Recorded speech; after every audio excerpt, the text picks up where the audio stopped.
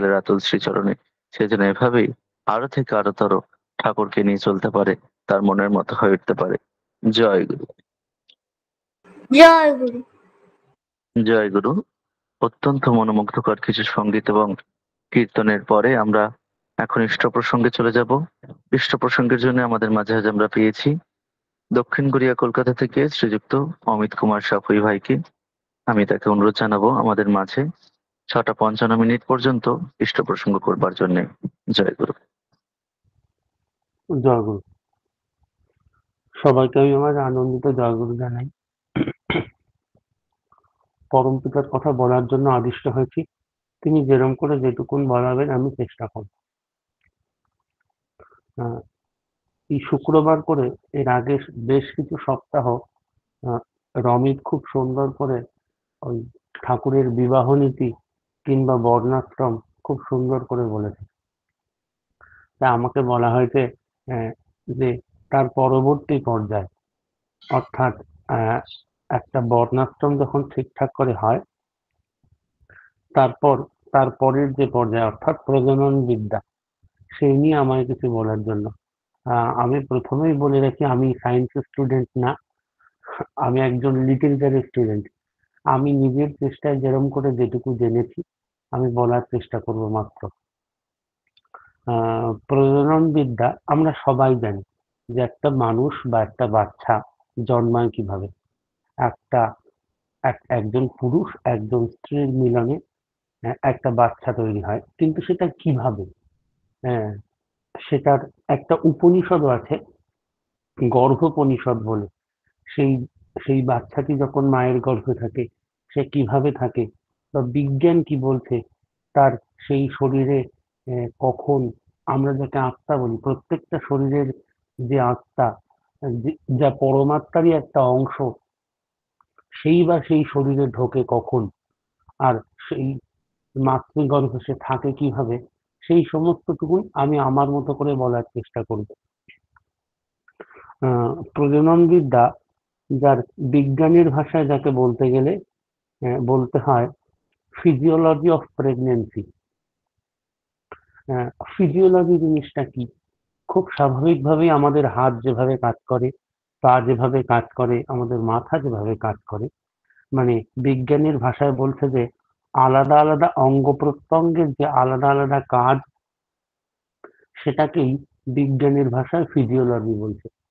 তাই প্রেগনেন্সির ফিজিওলজি, তার কাজ কি, বা গর্ভাবস্থায় একটি সন্তান কিভাবে থাকে, সে কিভাবেই বা জন্ম নেয় একটা মায়ের শরীর থেকে, একটি বাবার শরীর থেকে, শুধুমাত্র আহ, আহ, যে মায়ের ডিম্বাণু আর পুরুষের শুক্রাণুর মিলনের ফলেই একটা সন্তান, আমরা প্রত্যেকে জানি।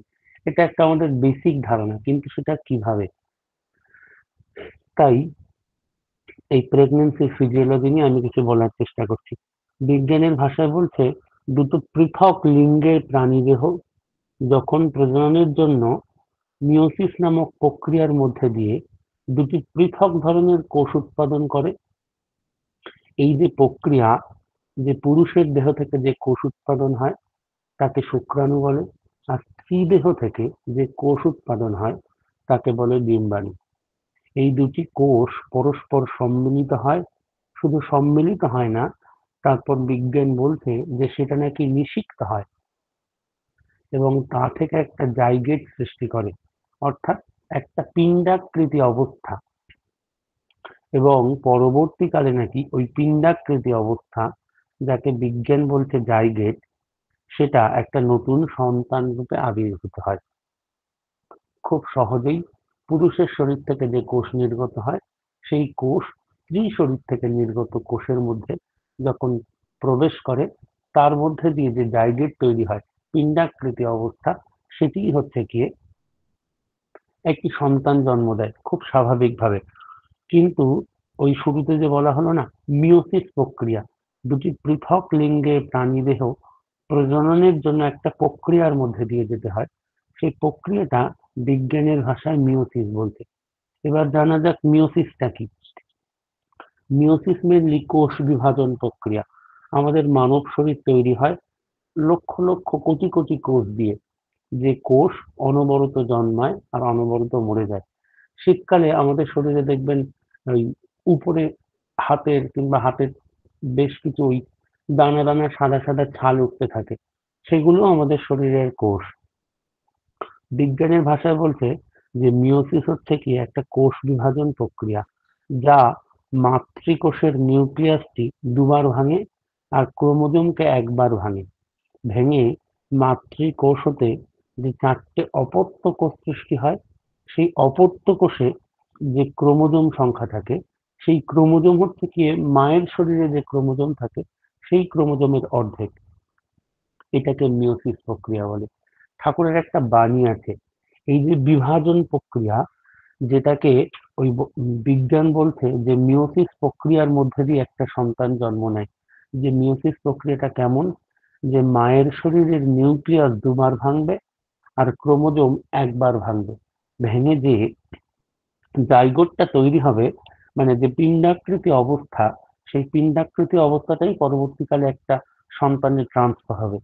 কিন্তু এই যে বিভাজনের প্রক্রিয়া, যেটাকে বিজ্ঞান মিয়োসিস বলছে, সেটি ঠাকুর অনুশ্রুতি গ্রন্থের তৃতীয় খণ্ডের তৃতীয় খণ্ডের প্রজনন অধ্যায়ে একটা বাণী বলছেন।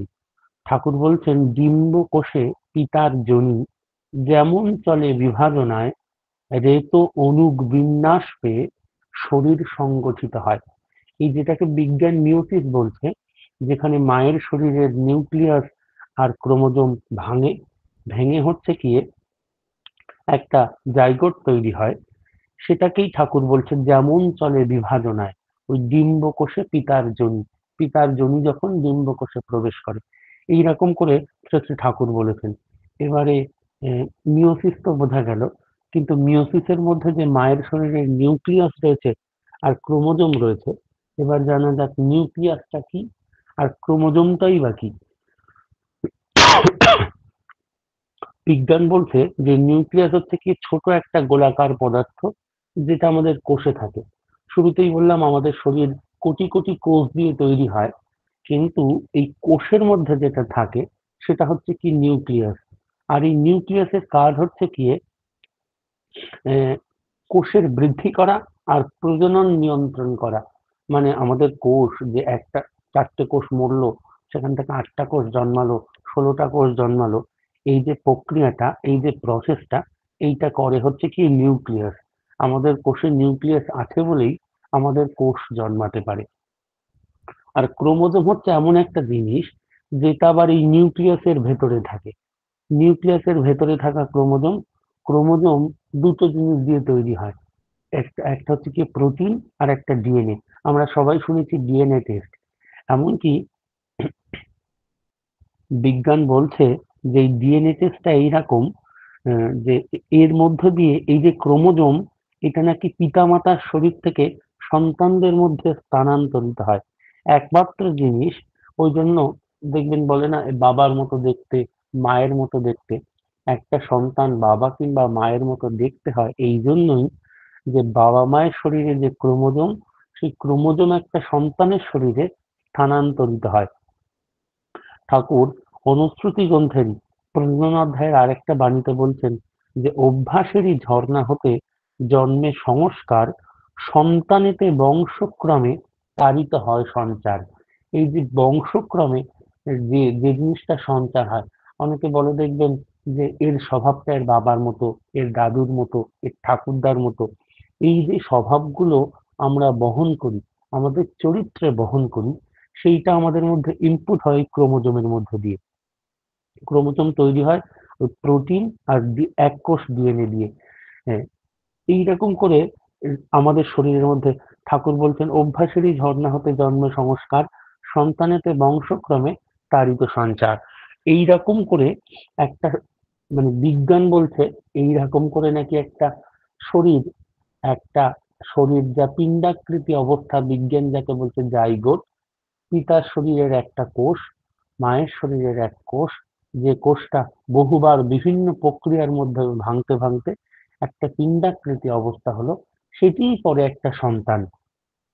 এবারে ঠাকুরকে একবার জিজ্ঞেস করা হলো যে সেই সন্তান কেমন হবে, কেমন হবে বা কিভাবে হবে। ঠাকুরকে প্রশ্ন করলেন যে আপনি তো স্ত্রী পুরুষের মিলনের যে আদর্শের কথা বলেছেন, পুরুষেরা তো বর্তমান জগতে সে আদর্শ মেনে চলছে না। ঠাকুরকে স্পষ্টই জিজ্ঞেস করা হলো যে স্ত্রী পুরুষের যে মিলনের আদর্শের কথা আপনি বলেছেন, পুরুষরা তো বর্তমান জগতে সে আদর্শ মেনে চলছে না। তখন ঠাকুর বলছেন, পুরুষ যতই মুগ্ধ প্রাণ হয়ে কামাসক্ত ভাবে স্ত্রী পরায়ণ হতে থাকে, ততই তার পুরুষত্বের উৎফুল্লি গৌরব মুখর তীব্রতা দৈন্যের আলিঙ্গনে শিথিল হতে হতে একটা অবসন্ন উবে যাওয়ার ঝোঁকে চলতে চলতে কাপুরুষতায় পর্যবসিত হয়। যে ঠাকুর এই যে কতিপয় ছড়া আছে না, ঠাকুর সেখানে বলছেন যে পুরুষ মাগে নারীর প্রণয়, নারী মাগে টাকা, এমনি করে বাঁচা বাড়ায় চলতি সমাজ ফাঁকা। তাই পুরুষ যতই মুগ্ধ প্রাণ হয়ে কামাসক্ত হবে, কামাসক্ত হয়ে স্ত্রী পরায়ণ হতে থাকবে, ততই তার পুরুষত্বের গৌরব মানে তীব্রতার সাথে কমতে থাকবে। সেটা দৈন্যের আলিঙ্গনে শিথিল হতে থাকবে। একটা সেই পৌরুষত্বের একটা দীনতা নিয়ে আসবে। আর সেই যে দীনতা, সেইটা তার কাপুরুষতায় পর্যবসিত হয়ে উঠবে। ঠাকুর কিন্তু এও বলেছেন নারী এই কতিপয় ছড়াতে যে মেয়ে বরে বরণ করে সেই বিয়েতেই সমাজ করে। এটা খুব একটা ইজি প্রসেস। ঠাকুর বলছেন একজন যোগ্য পুরুষ কখনো তার নিজের মানে সে সে কখনো একটা মেয়েকে অ্যাপ্রোচ করতে পারে না, কিন্তু একটা মেয়ে তার বর নির্ণয় করতে পারে, কিন্তু একটি পুরুষ তার স্ত্রী নির্ণয় করতে পারে না। মানে স্ত্রী নির্ণয় করতে পারে না মানে আগে অ্যাপ্রোচ দিতে পারে না তার বিয়ের প্রস্তাব সেই মেয়েকে। ঠাকুর এইভাবে বলছেন, কারণ এইভাবেই স্ত্রী পুরুষের মিলন যদি হয় তাহলে একটা যোগ্য সন্তান জন্মাতে পারে। ঠাকুরকে একবার প্রশ্ন করা হচ্ছে, ঠাকুর একটা বাচ্চা যে জন্মালো, সেই বাচ্চার মধ্যে কি কামনা বাসনা থাকে, বা সেই কামনা বাসনা এইরকম উপনিষদে বলা হচ্ছে সেই বাচ্চা যখন মাতৃ গর্ভে থাকে, সেই গর্ভের মধ্যেই তার নাকি ইন্দ্রিয়, সেই ইন্দ্রিয়ের যে তীব্রতা বা তার যে কামাসক্ততা, সেই সব নাকি এই মাতৃ জঠরেই সে অর্জন করে জন্মায় প্রবৃত্তি। তো ঠাকুরকে যখন বলছে ঠাকুর একটা বাচ্চার মধ্যে তো কোনো প্রবৃত্তির লক্ষণ প্রকাশ করা মানে প্রকাশিত হয় না, তখন ঠাকুর বলছেন যে ধরো একটা বাচ্চা রয়েছে, সেই বাচ্চার সামনে তার বাবা মা দুজন দুজনকে চুমু খাচ্ছে। এবার এইরকম একটা পরিস্থিতিতে সেই বাচ্চা দেখবে সেই বাবা মায়ের দিকে ড্যাব ডেবিয়ে তাকিয়ে আছে। ঠাকুর বলছেন ওইটাই ওই বাচ্চার প্রবৃত্তি। তার বাবা মা যে কামাসক্ত হয়েছে, সেই বাচ্চা সেটাকে ফিল করতে পারছে। কারণ ঠাকুরের অনুশ্রুতি গ্রন্থের তৃতীয় খণ্ডের অনুরাগ অধ্যায়ের একটা বাণী আছে। ঠাকুর বলছেন যে মল মূত্রের মাঝখানে তোর জন্ম নেবার দ্বার, বিনা শ্রেয় অনুরাগে কি পাবি উদ্ধার। ঠাকুর স্পষ্টই বলেছেন যে যেখান থেকে আমাদের জন্ম হয় সেটা একটা প্রবৃত্তি উপভোগের জায়গা, আমাদের প্রত্যেকটা মানুষের জন্ম। ঠাকুর বলছেন বিনা শ্রেয় অনুরাগে পাবি কি উদ্ধার। শ্রেয় অনুরাগ যদি না থাকে, ওই জন্যই ঠাকুর বলেছেন যে উম, স্বামীর প্রতি টান যেমনই বা অভ্যাস যেমনতর, সন্তানও পাবি তেমনতর। এটা খুব স্বাভাবিক একটা ব্যাপার। একটা মা তার আচার ব্যবহার কেমন করছে তার উপর মানে সেই সন্তানের স্বভাব চরিত্র কেমন হবে, উপনিষদ বলছে তা তার মায়ের গর্ভস্থ থাকাকালীন অবস্থায় তার মা যে আচার আচরণ করে, সেই আচার আচরণের মাধ্যমেই নাকি স্পষ্টত বোঝা সম্ভব যে তার সন্তান কেমন হবে। বা এইরকম এইরকম অনুশ্রুতির আরো একটা বাণীতে ঠাকুর বলছেন যার স্বামীতে যেমন ভাব, সন্তানও তার তেমনি লাভ। এইরকম করে ঠাকুর বহু কিছু বলেছেন। এবার উম, উপনিষদে কি বলছেন, একটা উপনিষদ আছে, অনেক উপনিষদ আছে। সেই উপনিষদের মধ্যে একটা উপনিষদ গর্ভ উপনিষদ, যে উপনিষদটা কৃষ্ণ যজুর্বেদের একটা উপনিষদ। বেদ চারটা, ঋক সাম যজু অথর্ব, কিন্তু যজুর্বেদের দুটো ভাগ। একটা হচ্ছে কি কৃষ্ণ যজুর্বেদ আর একটা শুক্ল যজুর্বেদ। সেই কৃষ্ণ যজুর্বেদের একটা উপনিষদ যা হচ্ছে কি গর্ভোপনিষদ। সেই উপনিষদের ঋষি হচ্ছে কি মহর্ষি পিপলনাথ। তিনি বলছেন যে এই উপনিষদে মানুষের জন্ম রহস্যের কথা বলা আছে, যেটাকে তিনি ইংরেজিতে বলছে যে মিটোফিজিওলজি, মানে এই যে জন্মের যে রহস্য যেরকম বা জন্মের যে প্রক্রিয়া। ফিজিওলজি মানে বিজ্ঞান বলছে যে আলাদা আলাদা অঙ্গ প্রত্যঙ্গের যে আলাদা আলাদা কার্যকলাপ, সেটাকেই বিজ্ঞানের ভাষায় ফিজিওলজি বলা হচ্ছে। তাই তিনি এটাকে নেটাল ফিজিওলজি বলছেন। এই উপনিষদে মানে এই মেইনলি জন্ম বৃত্তান্ত, কেমন করে মানুষের জন্ম হয় বা ভূমিষ্ঠ হওয়ার পর সে তার কোথায় অবস্থান, কিভাবে সে সেখানে অবয়ব তৈরি হয়, সেই অবয়ব নিয়ে সেখানে সে কি করে, এইরকম বিশদভাবে সেখানে জানা আছে।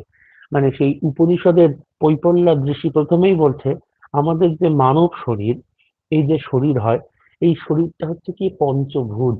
আমরা সবাই জানি পঞ্চভূত মানে কি, এই পৃথিবী, জল, তেজ, বায়ু মানে বাতাস আর আকাশ, এই হচ্ছে কি পঞ্চাকৃত আমাদের শরীর, যেটাকে নাকি রক্ত, মাংস, হাড়, মজ্জা আর অস্থি, এই যে পাঁচটা জিনিস আমাদের শরীরে। রক্ত আছে, মাংস আছে, হাড় আছে, মজ্জা আছে আর অস্থি আছে। এই যে পাঁচটা জিনিস, এই পাঁচটা জিনিস যা আমাদের শরীরে উপস্থিত, এই পাঁচটা জিনিস এই পৃথিবী স্থিত, পৃথিবী, জল, তেজ, বায়ু, আকাশ, এটাকে পঞ্চভূত বলে। এই পঞ্চভূত দিয়েই এই মানব শরীর তৈরি। উপনিষদ সে কথা বলছে। আর এই মানব শরীর নাকি স্বরাশ্রয়, স্বর, স্বরাশ্রয়, সার গুণযুক্ত, শক্ত ধাতুযুক্ত, ত্রিমল, দ্বিজনী আর চতুর্বিধ আহারের সমবায়।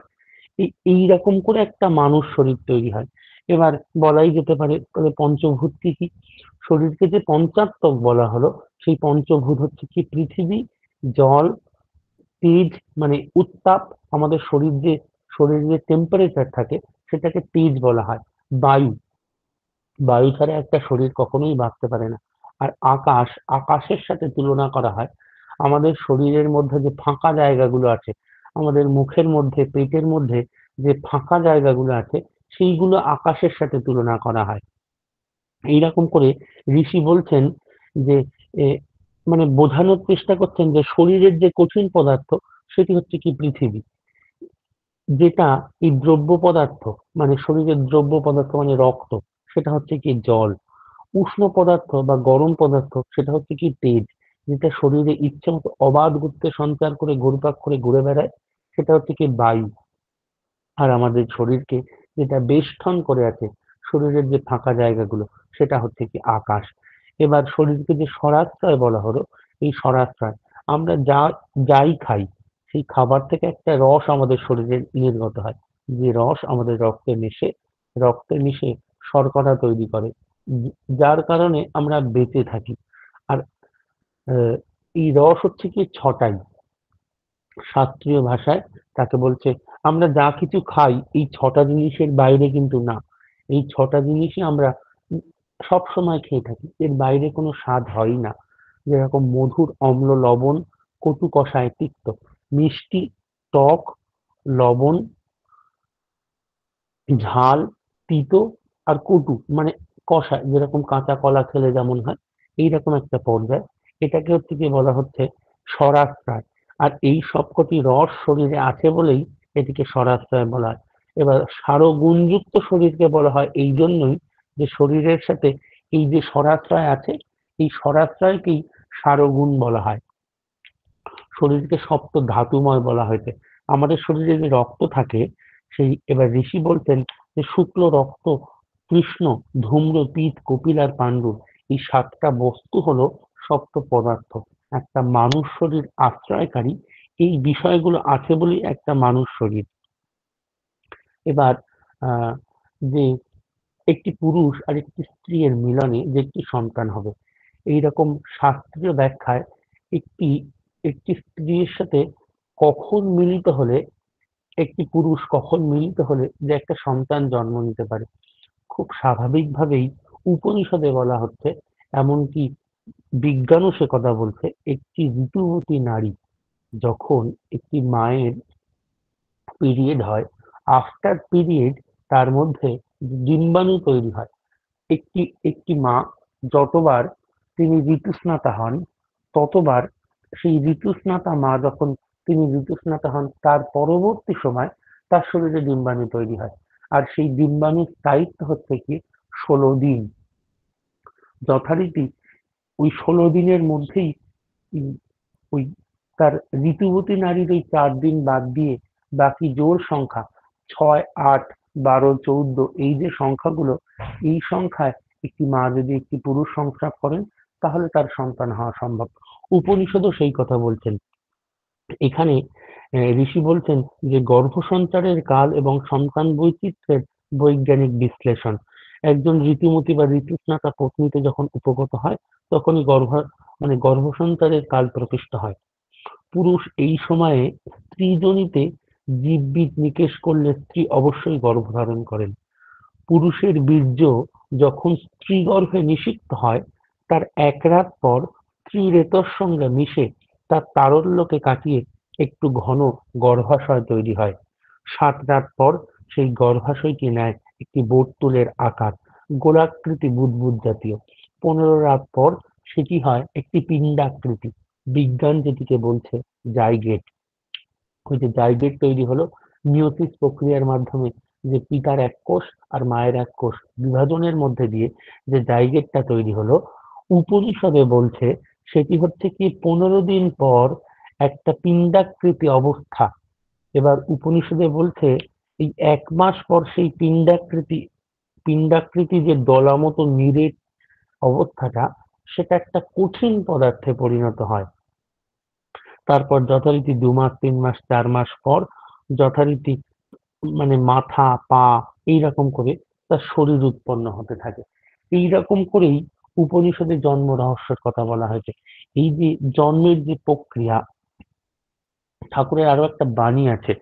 আহ, আহ, ঠাকুর অনুশ্রুতি গ্রন্থেই বলছে যে অভ্যাসেরই ঝর্ণা হতে জন্মে সংস্কার, সন্তানেতে বংশক্রমে তারই সঞ্চার। এই যে রেতো ধারার মধ্যে দিয়ে এই যে মায়ের রেতো আর পুরুষের বীর্য, যার মিলনের ফলে একটি সন্তান হয়। ঠাকুর বলছেন রেতো কিন্তু নারী গর্ভে সক্রিয় সজাগ চেতন রয়, রেতো রজের মিলন বীজে সৃজন ক্রিয়া উপচয়। একটি মানুষ যে তৈরি হচ্ছে, ঠাকুরও বলছেন এটা রেতো আর রজের মিলন বীজে তৈরি হচ্ছে, সৃজন ক্রিয়া উপচয়। এইভাবে একটা মানুষ তৈরি হয়, এর বাইরে অন্য কোনো পদ্ধতিই নেই। মানে একটি প্রাণী, একটা প্রাণ তৈরি হতে গেলে এই যে প্রক্রিয়া, রেতো কিন্তু নারী গর্ভে সক্রিয় সজাগ চেতন রয়। যে নারী গর্ভে যে রেতো, যে একটি একটি মা যখন ঋতুস্নাতা হন, তার পরবর্তীকালে তিনি যখন সন্তান ধারণের জন্য মানে প্রাকৃতিকভাবে তার শরীর যেভাবে তৈরি হয়েছে, আহ, যথারীতি সেইভাবেই তিনি প্রস্তুত হন।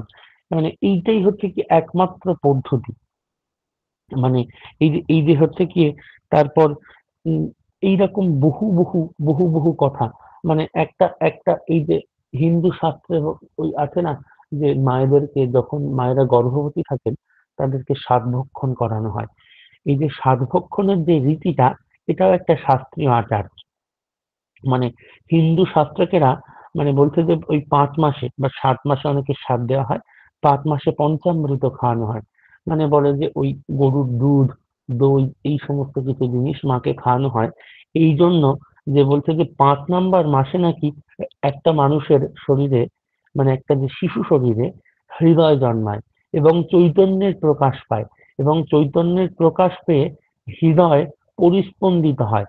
ফলে ভ্রূণস্থ সন্তানের মধ্য দিয়ে সব বিষয়ের পুষ্টিকর বস্তু উপভোগের অভিলাষ জন্মায়। ওই যে বললাম, উপনিষদ বলছে, ঠাকুরও যেমনটা বললেন, কাম কামনার মলমূত্রের মাঝখানে তোর জন্ম নেবার দ্বার, বিনা শ্রেয় অনুরাগে কি পাবি উদ্ধার। ঠাকুরও বলছেন একটা বাচ্চা ওই প্রবৃত্তি নিয়েই জন্মায়, কারণ সেই প্রবৃত্তি সে মাতৃগর্ভেই অর্জন করে। তার তার শরীর ওইভাবেই তৈরি হয়, সেটা ভগবানের সৃষ্টি হোক, যেভাবেই সৃষ্টি হোক, যেমন করেই সৃষ্টি হোক, সে সেই প্রবৃত্তি মাতৃগর্ভে নিয়ে জন্মায়। বলছে যে উপনিষদ বলছে যে ভ্রূণস্থ সন্তানের মধ্যে সব বিষয় পুষ্টিকর বস্তু উপভোগের অভিলাষ জন্মায়। ওই যে সন্তান যখন 5 মাস তার বয়স, সে যখন মাতৃগর্ভে রয়েছে, সেই সেই ভ্রূণস্থ সন্তানের মধ্যে সব বিষয়ের পুষ্টিকর বস্তু উপভোগের অভিলাষ জন্মায়, যার প্রকাশ দেখা যায় গর্ভিণীর মনে। মানে তার প্রকাশ নাকি তখন ওই মায়ের মনে দেখা যায়। শুরুতে বলছিলাম না যে তার বাচ্চা কেমন হবে, সেই মায়ের মধ্যে দিয়ে সেটা খুব সহজে প্রকাশিত। তাই হিন্দু শাস্ত্রকেরা এই মাসে গর্ভিণীকে পঞ্চামৃত বা সাধভক্ষণের ব্যবস্থা দিয়েছেন। চতুর্থ মাসে গর্ভিণীকে বলা হয় দ্বিহৃদয়া। যেহেতু তখন একটি বাচ্চার হৃদয় তৈরি হয়ে যায়, তাই মাকে দ্বিহৃদয়া বলা হয়। আর ভবিষ্যৎ সন্তান কি প্রকৃতির হবে, গর্ভিণীর এই মাসের ইচ্ছাভিলাষ তার পূর্বাভাস দিয়ে থাকে। এইরকম করে একটি মানুষ তৈরি হয়। এবারে যে দেখবেন যে যমজ সন্তান হয়, 3টে সন্তান হয়, বা এই যে সন্তান হওয়া, এই যে বা একটি ছেলে হচ্ছে কিংবা একটি মেয়ে হচ্ছে, এই যে ছেলে হওয়া কিংবা একটি মেয়ে হওয়া, এখানেও কিন্তু ক্রোমোজোমের একটা হাত আছে।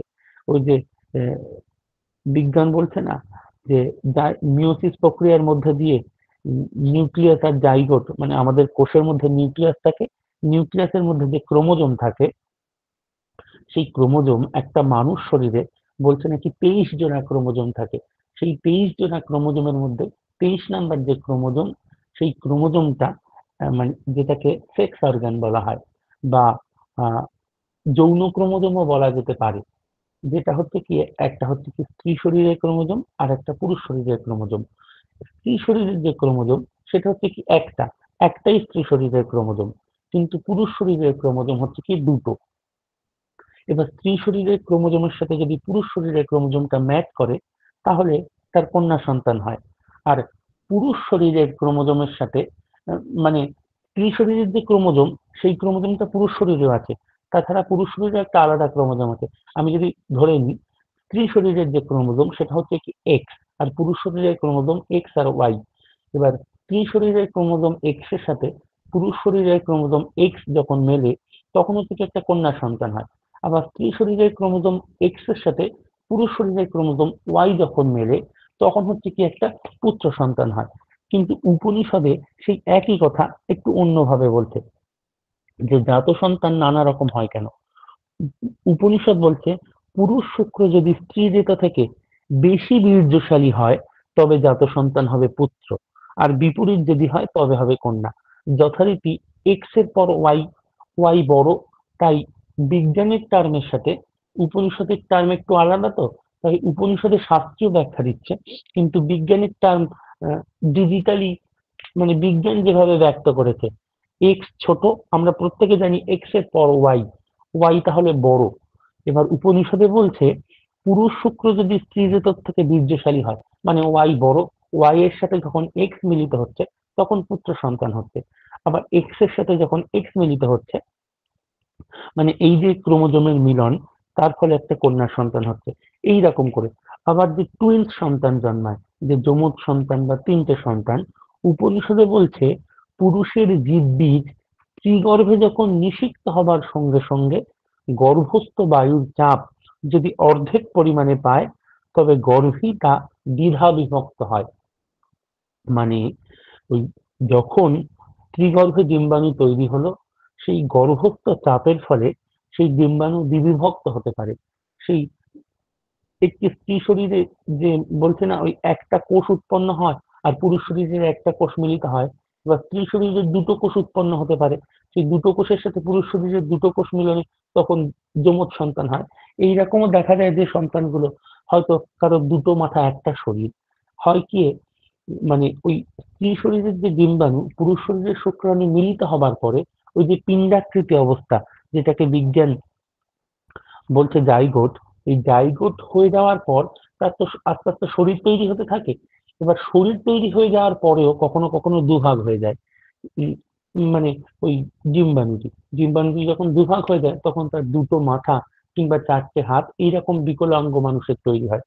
উপনিষদ সেই কথা বলছে যে যদি দুজনার হৃদয় কোনো বৈকল্য থাকে, তবে জাত সন্তান অন্ধ হতে পারে, খোড়া হতে পারে, কুঁজো হতে পারে, কিংবা খর্বাকৃতি বা বামন হতে পারে, মানে বেঁটে হতে পারে। এই যে কারণগুলো, দুজনার ঋত যদি কোনো কৈবল্য থাকে, মানে ভারসাম্যহীনতা, তখন সন্তান এইরকম হয়। তারপর আমরা সবাই জানি যে একটি সন্তান যখন মায়ের গর্ভে বেঁচে থাকে তখন মা যা খায় সেই সন্তানও তাই খায়। উপনিষদ বলছে মা যা কিছু খায় বা পান করে তারই নির্যাস নিয়ে গর্ভস্থ শিশু জীবন ধারণ করে। তারই নির্যাস নিয়ে গর্ভস্থ শিশু শুধু জীবন ধারণই করে না, নিজের পুষ্টি সাধনা করে। যদি তার শরীর তৈরি হয়ে যায়, তার সমস্ত চিন্তা ভাবনা, তার সমস্ত ক্রিয়াকলাপ তার গর্ভস্থ সন্তানের মধ্যে যখন তৈরি হয়ে যায়, সে সেটা দিয়ে পুষ্টি সাধনা করে। কিভাবে গর্ভস্থ শিশু মায়ের অন্নরস নেয়? শিশুর নাভির সাথে মাতৃনাভি যখন যুক্ত থাকে, সেই নির্গত পিতনালী, সেই পিতনালী পথেই অন্নরস শিশু দিয়ে প্রবেশ করে আর তার প্রাণ সংরক্ষণ এবং পুষ্টি সাধন করে। এইভাবে ৯ মাস যখন পূর্ণ হয় তখন পূর্ণ অবয়ব নিয়ে সবকটি ইন্দ্রিয়যুক্ত এবং জ্ঞান সম্পন্ন হয়। এবং যখন এই জ্ঞান সম্পন্ন হয়, জ্ঞান বুদ্ধি আর দর্শন নিয়ে গর্ভে সে পরিভ্রমণ করে। আর এই সময় তার স্মৃতিপথে ভেসে ওঠে পূর্ব পূর্ব জন্মের চিত্র, মানে তার স্মরণে আসে জন্মান্তরের যাবতীয় অবস্থা। আমরা সবাই জানি আমরা যখন মাতৃজঠরে থাকি, অনেক দেখবেন আলট্রাসোনোগ্রাফির অনেক ছবিও দেখা যায়, একটি বাচ্চা তার 2 হাত জড়ো করে থাকে, 2 পা জড়ো করে থাকে। কারণ এই যে অবস্থা, তার পুনর্জন্মের যে মানে তার মাতৃগর্ভ থেকে যে বেরোনোর যে পর্যায়, সেই পর্যায়ে সে পরমেশ্বরের কাছে প্রার্থনা করতে থাকে। উপনিষদ সে কথা বলছেন। এই সময় তার স্মৃতিপথে ভেসে ওঠে পূর্ব পূর্ব জন্মের চিত্র, স্মরণে আসে জন্ম জন্মান্তরের যাবতীয় শুভ অশুভের ফল। এইরকম করেই এইরকম করেই একটা একটা সন্তান জন্ম লাভ করে। এইরকম করে খুব স্বাভাবিকভাবে এই প্রক্রিয়ার মধ্যে দিয়ে একটা সন্তান ভূগর্ভস্থ হয়। আর তার ফলে আবার অনেক সন্তান মারা যায়। ঠাকুরকে একবার জিজ্ঞেস করা হতো, আচ্ছা আমাদের দেশে তো এত শিশু মৃত্যু হয়, তার কারণ ও প্রতিকার কি হতে পারে না? শিশুরাই যদি স্বল্পায়ু হয় তবে ভরসা খুব জাতির ভরসা খুব কম। এইরকম ঠাকুর ঠাকুর তখন বলছেন, আমার মতে শিশু মৃত্যুর একটা প্রধান কারণ হচ্ছে কি বিবাহ বিভ্রাট, মানে ভুল বিয়ের একটা প্রধান কারণ হচ্ছে কি শিশু মৃত্যু। দ্বিতীয় কারণ ঠাকুর বলছেন অসংস্কৃত প্রসূতি, অর্থাৎ গর্ভধান হতে যে সমস্ত বিধান মেনে চললে মাতা ও শিশুর স্বাস্থ্য ও আয়ু অক্ষুণ্ণ থাকে বা বৃদ্ধিপ্রাপ্ত হয় তা না করা। এই গর্ভাস্থ অবস্থায় যে সমস্ত রীতি, উপনিষদ যে সমস্ত রীতি বলছে, বিজ্ঞান যে সমস্ত রীতি বলছে, সে সমস্ত না মেনে চলার কারণেও একটি শিশু মাতৃগর্ভে মারা যেতে পারে। তৃতীয়ত ঠাকুর কারণ বলছে স্বাস্থ্যের সেবা ও শুশ্রূষার অনভিজ্ঞতা, মানে নিজের এই যে নিজের শরীর সম্পর্কে একটা ঠিকঠাক জ্ঞান না রাখা, আহ যার মধ্যে দিয়ে সেই মা তার তার গর্ভজাত সন্তানকেও এরকম বিভিন্ন বিপদের মুখে ঠেলে দেন। ঠাকুরকে আরো একবার জিজ্ঞেস করা হচ্ছিল, আমি একটা ছোট্ট কথা বলে শেষ করব, যে এই যে কামনা বাসনা, এর মধ্যে দিয়েই তো একটা মানুষের জন্ম। এর মধ্যে দিয়েই ঠাকুর বলছেন যে, ঠাকুরকে প্রশ্ন করা হলো কাম দমন করাই তো শুনতে পাই আহ, সাধনা বা ধর্ম। এই যে কামকে দমন করাই সাধনা বা ধর্ম, কিন্তু ঠাকুর কোথাও সেটা বলেনি। ঠাকুর বলেছেন এই যে কাম কামনা, এটাকে হচ্ছে কি ইষ্ট পথে নিয়োজিত করা। আমার আমার বাসনা থাকতে পারে, আমার কামনা থাকতে পারে, সেটাকে আমি ইষ্ঠানুগ ভাবে ইষ্ট পথে ট্রান্সফার করব।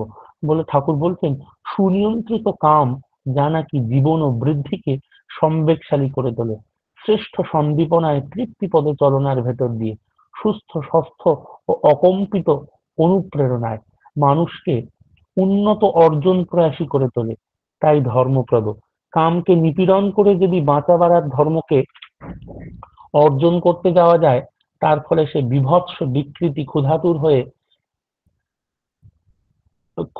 হয়ে কত রকম ভঙ্গি অবলম্বন করে দাজ্জল্য সর্বনাশাকে নিয়ন্ত্রণ করে তারই রক্ষা নেই। এইরকম করে ঠাকুর বহু বহু কথা বলেছেন। তাই আহ, ইষ্টপথে, ওই ঠাকুরের একটা বাণী আছে না, ইষ্টপথে টান না এলে জপ করিস বা কি, জনম ভোর করলেও জপ, লাভ হবে ফাঁকি। তাই তার পথে, তার বলা নির্দেশ মতো আমরা যদি সবকিছু করি, একটা সুসন্তান পৃথিবীতে উপহার দেওয়া সম্ভব তার বলা মাফিক সবকিছু করলে। আচার্যদেব বলেন, অপরের মঙ্গল কামনায় নিজ মঙ্গলের প্রসূতি। আপনারা ভীষণ ভীষণ ভীষণ ভালো থাকুন। পরমপিতা সবার সব ইষ্টানু ইচ্ছা যেন পূরণ করেন। জয় গুরু। জয় গুরু। অত্যন্ত সমৃদ্ধমূলক একখানি প্রসঙ্গক্রম আমরা আজকে শুনতে পারলাম। আমাদের শোনার সৌভাগ্য হলো যে এই বিষয়টি নিয়ে মূলত একদম আলোকপাত করা হয় না বললেই চলে। আমরা সাধারণত এই বিষয়ের ওপর খুব একটা আলোচনা শুনতে পাই না। তাই আমাদের নির্বাচন এই বিষয়গুলোর ওপর, যাতে শ্রী শ্রী ঠাকুরের ভাবাদর্শের ওপর আমাদের এই জ্ঞানগুলির, এই বিষয়গুলির ওপর আমাদের চেতনা জাগ্রত হয়। এ প্রসঙ্গে ঠাকুর এক জায়গায় বলছেন যে মানুষের চিন্তা সংস্কার তার কর্ম ভাবধারা স্বামী ও স্ত্রীর মিলনের মধ্যে প্রাধান্য পেয়ে জননীতির মূল সূত্র হয়ে দাঁড়ায়। এই ব্যাপারটিকেই ঠাকুর ছড়ার মধ্যে পরিবেশন করলেন যে চিন্তা কর্ম সংস্কারেতে দাগ উপজয় ডিম্বরেতে তেমন তরই ধরে শরীর মেয়ের কোলে পুত জীবন চলন ঠিক রাখিস তুই পেতে সুষ্ঠু সুতো। এমনতর ভাবেই নানান ভাবে তিনি আমাদের এই জীবনচর্যাকে ভাগ করে দেখিয়ে গিয়েছেন। আমাদের এই জনন নীতি থেকে শুরু করে বিবাহ নীতি সমস্ত দিকগুলি তিনি তার ব্যাখ্যার মাধ্যমে আমাদের মাঝে রেখে গিয়েছেন। প্রয়োজন শুধু সেগুলোকে সঠিকভাবে জানা এবং জীবন দিয়ে পরিপালন করা। একটি বিষয় যেটা অ্যাড হতে পারে আগামী দিনের আলোচনাতেও আমার মনে হয়, এই যে বিবাহের যে বয়সের পার্থক্য, তারপরে হচ্ছে গিয়ে আরেকটা, এই যে আজকে প্রজনন নীতির একটি পার্ট ঠাকুর দত্তক পুত্র গ্রহণের নীতি সম্পর্কে এক জায়গায় বাণীতে বললেন। অনেক সময় অনেকে নিঃসন্তান হওয়ার কারণে দত্তক পুত্রের কথা ভাবেন। ঠাকুর সে প্রসঙ্গে বললেন, দত্তক পুত্র অতি অবশ্য স্বগোত্র ও নিকটতম স্বপিণ্ড থেকে গ্রহণ করতে হয়, নচেত সে দত্তক পুত্রই হয় না, কারণ সে বীজবাহী হয় না। স্বপিণ্ড বা স্বগোত্র অর্থাৎ স্বগোত্রাদ না হলে বীজ ও রক্ত সম্বন্ধীয় কোনো অধিকারই তাতে আসে না, বিধিসূক্ত গ্রন্থে তিনি বললেন। তাই জীবনচর্যা, জীবন চলনের যে প্রত্যেকটি পর্যায়ে আমরা উপভোগ করি, সেগুলি যাতে ইষ্টানুরূপ হয়, ইষ্টকেন্দ্রিক হয়, তার জন্য আমাদের এই বিষয়গুলি সম্পর্কে জ্ঞাত হওয়া ভীষণভাবে প্রয়োজন। আমরা চেষ্টা রাখবো আগামী দিনেও এই বিষয়ের উপর আলোকপাত করার জন্য। আজকে যে সুবিস্তারিত ভাবে অমিত ভাই এত সুন্দরভাবে আমাদের মাঝে বিষয়গুলিকে তুলে ধরলো, তার জন্য তার প্রতি আমার অশেষ কৃতজ্ঞতা। পরম দয়ালের আতুল শ্রীচরণে আমি তার তৎসহ তার পরিবার পারিপার্শ্বিক সকলের সর্বাঙ্গীন সুদীর্ঘ ইষ্টময় জীবনের প্রার্থনা জানাই। সে যেন এভাবেই তার এই বিচক্ষণতা, তার এই অধ্যয়নের দ্বারা আমাদের বিষয়গুলির প্রতি আলোকপাত করতে পারে, ইষ্টকর্মের দ্বারা আমাদের প্রত্যেককে উদ্বুদ্ধ করে তুলতে পারে। জয় গুরু। আগামী দিনেও আমরা এই প্রজনন বিদ্যা বা তার পরবর্তীতে সন্তান পরিচর্যা, সেই বিষয়ে বিস্তারিতভাবে এগিয়ে যাব। আজ আমরা সৎসঙ্গের অন্তিম পর্যায়ে চলে এসেছি। এখন ধ্বনি প্রদানের মধ্যে দিয়ে সৎসঙ্গের সমাপ্তি ঘোষণার জন্য অনুরোধ জানাবো 12 আলিপুরদুয়ার থেকে ঠাকুরের যাজক পাঞ্জাধারী কর্মী শ্রদ্ধেয় অনুপ কুমার সাহা দাদাকে অনুরোধ জানাচ্ছি ধ্বনি প্রদানের জন্য। জয় গুরু। জয় গুরু ভাই, শোনা যাচ্ছে? আগে শোনা যাচ্ছে। বন্দে পুরুষোত্তমম, বন্দে পুরুষোত্তমম, বন্দে বন্দে পুরুষোত্তমম, বন্দে পুরুষোত্তমম, বন্দে পুরুষোত্তমম। পরম প্রেমময় শ্রী শ্রী ঠাকুর অনুকূল চন্দ্র জি কি জয়। পরম প্রেমময় শ্রী শ্রী ঠাকুর অনুকূল চন্দ্র জি কি জয়। परम प्रेममय श्री श्री ठाकुर अनुकूल चंद्र जी की जय। परमाराध्या जगत जननी श्री श्री वर्मा की जय। परमाराध्या जगत जननी श्री श्री वर्मा की जय। परमाराध्या जगत जननी श्री श्री वर्मा की जय। परम पूज्य पाद श्री श्री वर्धा की जय। परम पूज्य पाद श्री श्री वर्धा की जय। परम पूज्य पाद श्री श्री वर्धा की जय। परम पूज्य पाद श्री श्री आचार्य देव की जय। परम पूज्य पाद श्री श्री आचार्य देव की जय। परम पूज्य पाद श्री श्री आचार्य देव की जय। सात संघों की जय। सात संघों की जय। सात संघों की जय। वंदे पुरुषोत्तमम, वंदे पुरुषोत्तमम। वंदे आर्य पितॄन् वंदे मातृवर्गन् वंदे अहं कृष्टि दैवतं वंदे पुरुषोत्तमं वंदे पुरुषोत्तमं वंदे पुरुषोत्तमं ओम प्रेममय श्री श्री ठाकुर अनुकूल चंद्र जी की जय। जय गुरु सबाई की। জয় গুরু। অত্যন্ত সুন্দরভাবে ভূমি প্রদান করলেন শ্রদ্ধা পরম দয়ালের আতুল শ্রী চক্রে আমি তার তৎসহ তার পরিবার পারিপার্শ্বিক সকলের সর্বাঙ্গীন সুরক্ষিতময় জীবনের প্রার্থনা জানাই। এর সাথে সাথে এই প্রভাত সৎসঙ্গ অনুষ্ঠান এখানেই সমাপ্ত হলো। যে সকল দাদা ও মায়েরা আমাদের মাঝে আজ যুক্ত ছিলেন তাদের প্রতি প্রত্যেকের তৎসহ তাদের পারিবারিক পারিপার্শ্বিক সকলের সর্বাঙ্গীন সুদীর্ঘ জীবনের প্রার্থনা জানাই। পরম দয়ালের